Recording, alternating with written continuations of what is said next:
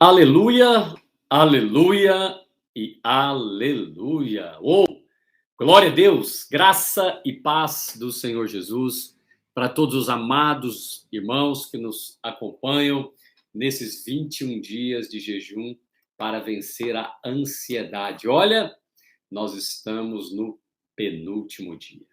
Louvado seja Deus, você que perseverou até aqui em nos acompanhar nesta jornada, de 21 dias.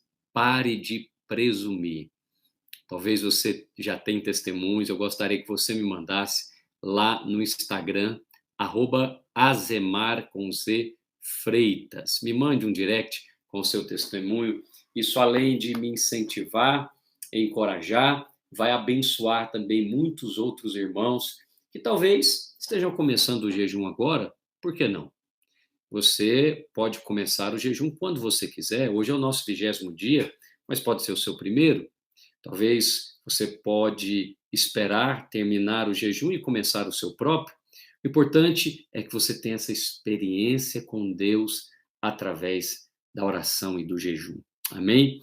Fica aqui então o nosso 20º dia e a palavra de Deus para nós hoje está no livro de Apocalipse, capítulo 4 e verso 1. Depois dessas coisas, olhei, e não somente uma porta aberta no céu, esse é o nosso tema, uma porta aberta no céu, como também a primeira voz que eu vi como de trombeta ao falar comigo, dizendo: sobe para aqui e te mostrarei o que deve acontecer depois dessas coisas. Amados, sabe por que muitos estão ansiosos?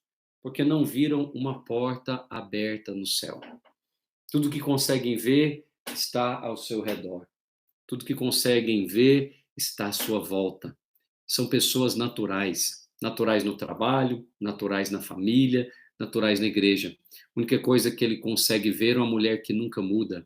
Ou a mulher consegue ver apenas um marido que por décadas é o mesmo. Hoje eu quero te abençoar dizendo: há uma porta aberta no céu para você e para mim. Vejamos, precisamos ter uma visão então do trono de Deus. O trono de Deus nos traz ousadia e revelação para enfrentar as lutas do dia a dia.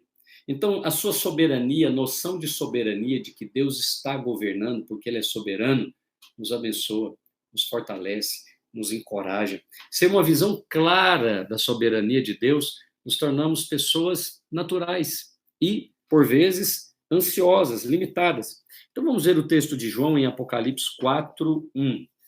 Tudo vai passar. Por quê, pastor? Porque João diz: depois destas coisas. Que coisas? Essas que você está vivendo. Sejam lutas ou tribulações, tudo vai passar. E pela graça de Deus, vai ficar tudo bem. Porque Ele está planejando a maneira de te abençoar. Primeira carta aos Coríntios, capítulo 15, verso 19, a Escritura diz assim: se a nossa esperança em Cristo se limita apenas a esta vida, somos os mais infelizes de todos os homens. Quero dar a você a perspectiva de que o trono de Deus é o mesmo. A pandemia está aí, está passando, e o trono de Deus permanece. Outras já passaram. Você pode ver a peste bubônica, a peste negra, que dizimou 1/3 da Europa, passou, mas o trono de Deus permanece o mesmo. Isso te dá segurança, para que você saiba as direções do Espírito. E nós vamos continuar. Segunda coisa é que o texto diz: depois destas coisas eu olhei. Isso é muito importante, muito importante. Existem pessoas que não sabem o poder da imagem. Como assim, pastor? A sua fé está relacionado com a imagem que é gerada no seu coração. Então, por exemplo, você lembra o que Deus fez com Abraão? Quando Deus falou com Abraão do seu descendente, ele liberou a palavra. Mas em certo momento que a fé de Abraão estava abatida, Deus o chamou para fora e disse: contra as estrelas, se é que podes. O que Deus estava fazendo? Gerando fé no coração de Abraão. Uma semana atrás, eu estava ministrando no culto de domingo, na videira em Belo Horizonte, onde eu sou pastor, e eu liberei uma palavra sobre a vida de um jovem chamado Guilherme, ele é um dos líderes de célula da Rede Radicais Livres, que ele seria alguém muito rico, muito próspero, na verdade milionário. E ele tomou aquela palavra, um jovem de 19 anos, solteiro, ele tomou aquela palavra e creu, e foi gerar uma imagem. Sabe o que ele fez no outro dia? Ele entrou em uma das lojas mais caras de veículos, super máquinas, que eles chamam, aqui em Belo Horizonte, e foi olhar uma Ferrari. E sabe o que é mais incrível ainda? O segurança da loja permitiu que ele entrasse, a recepcionista permitiu que ele entrasse, e um vendedor o atendeu de uma maneira surpreendente. Esse é o poder da imagem. Ele sentou-se naquele carro, uma Ferrari de milhões de reais, e o vendedor tirou uma foto. E ele me mandou essa foto. Para quê? Para gerar uma imagem. Então, aquilo que você posta nas redes sociais mostra o que vai no seu coração. Então, nós temos a mente de Cristo, precisamos exercitá-la através da fé. Quando você coloca uma imagem, olhei, João olhou, vai olhar você também, vai olhar a casa que você quer comprar, vai olhar a viagem de férias que você deseja tirar com a sua família, vai olhar uma roupa, um sapato, vai olhar um prédio de igreja, vai olhar a multiplicação da sua célula. Olhe, porque João olhou. Por que ele olhou? Porque ele tinha uma visão do trono de Deus. E o que João olhou? Uma porta aberta no céu. Oh, aleluia! Você precisa ter essa perspectiva. João viu uma porta. O que você vê? Eu vejo portas por onde eu ando. Eu vejo portas que são oportunidades de lugares, de relacionamentos, de ganhar pessoas para Cristo. Agora mesmo eu estou diante de uma porta maravilhosa, que é a internet. Esse canal é uma porta para eu me conectar com você e com quantas pessoas? Não posso mensurar, é uma porta. Por isso estamos fazendo esse jejum presencial, mas também online. Por isso os nossos livros, nós temos livros da minha editora, que é essa editora aqui, ó, Editora Presença, livros físicos, mas também você consegue encontrá-los nas plataformas da internet, na Hotmart ou na Amazon. Por quê? São portas, uma porta aberta no céu. Você consegue discernir portas? Portas são diferentes de caminhos.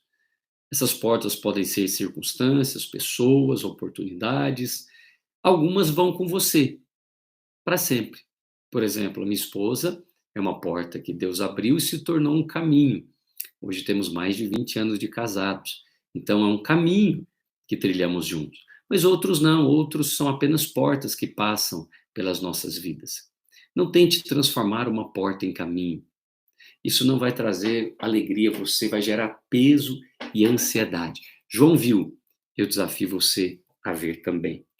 João também diz que, além da porta, houve uma primeira voz que ouvi, como de trombeta a falar comigo.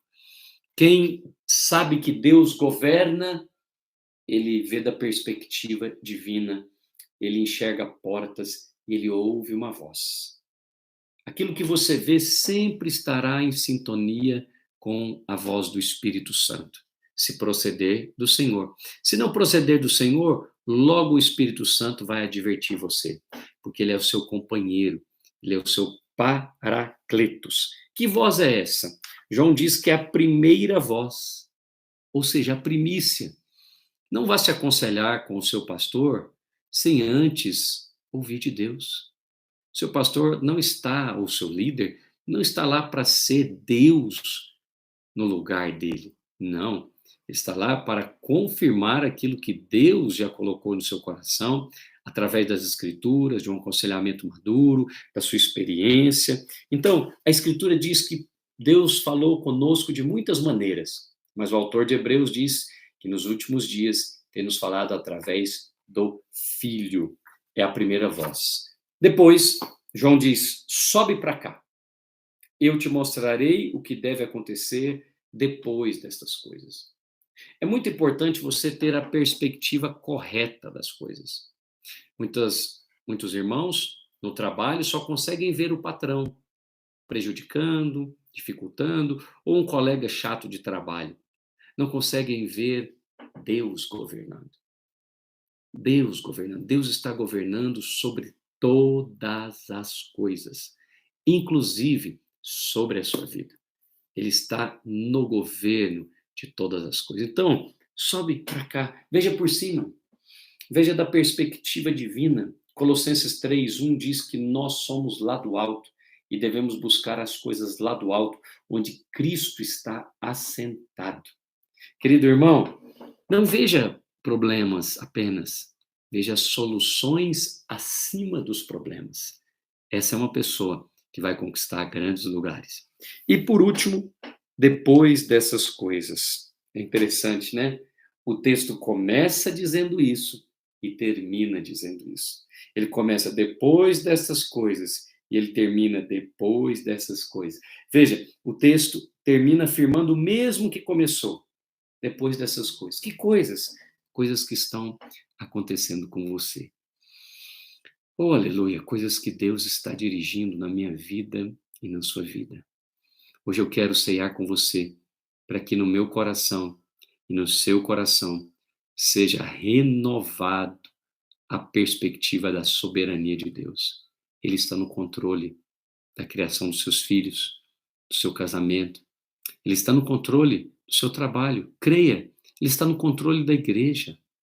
É ele que levanta reis e que remove reis. Então, eu gostaria, a semelhança do que temos feito nessa última semana, que você pegasse aí na sua casa um copo de vinho e um pedaço de pão, né? Um pãozinho simples assim, ó, como um pão de forma, e um cálice com vinho ou suco de uva, para que nós hoje, em aliança com o Senhor, possamos renovar a soberania. Pai, graças eu te dou por este pão, que é o corpo de Cristo, e este cálice, que é o sangue de Cristo. E declaro, Senhor, que ao comer deste pão, ao beber deste cálice, eu renovo a revelação da soberania de Deus sobre a minha vida, sobre a vida da igreja, sobre a família, o trabalho, tudo, todas as coisas, Senhor. E eu quero declarar que os meus irmãos recebem da mesma maneira, em o nome de Jesus. Amém? Comei e bebei dele todos.